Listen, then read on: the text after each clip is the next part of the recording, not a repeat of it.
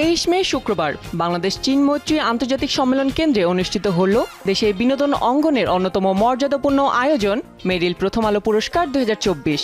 26তম এই আসরটি ছিল এক বর্ণাঢ্য সন্ধ্যা, যেখানে তারকাদের মিলন মেলা, শিল্পচর্চার উদযাপন এবং গুণীজনদের সম্মাননা এক অনন্য মাত্রা পেয়েছে। 2024 সালে চলচ্চিত্র, টেলিভিশন ও সঙ্গীত অঙ্গনে যারা তাদের সৃজনশীলতা দিয়ে দর্শকের হৃদয় জয় করেছেন, তাদের এই আয়োজনের মাধ্যমে মেরিল ও প্রথম আলো সম্মাননা জানায়। অনুষ্ঠানে শুভেচ্ছা বক্তব্য রাখেন স্কয়ার টলট্রিজ লিমিটেডের প্রধান নির্বাহী মালিক মোহাম্মদ সাইদ। আফরান নিশো ও তাসনিয়া ফারিনের সঞ্চালনায় সেরা অভিনেতার পুরস্কার পান শাকিব খান, সেরা অভিনেত্রী মেহজাবিন চৌধুরী এবং সেরা উদীয়মান অভিনেতার সম্মাননা পান ফরুক আহমেদ রেহান। এবছর আজীবন সম্মাননা পান বর্ষিয়ান অভিনেতা আবুল হায়াত।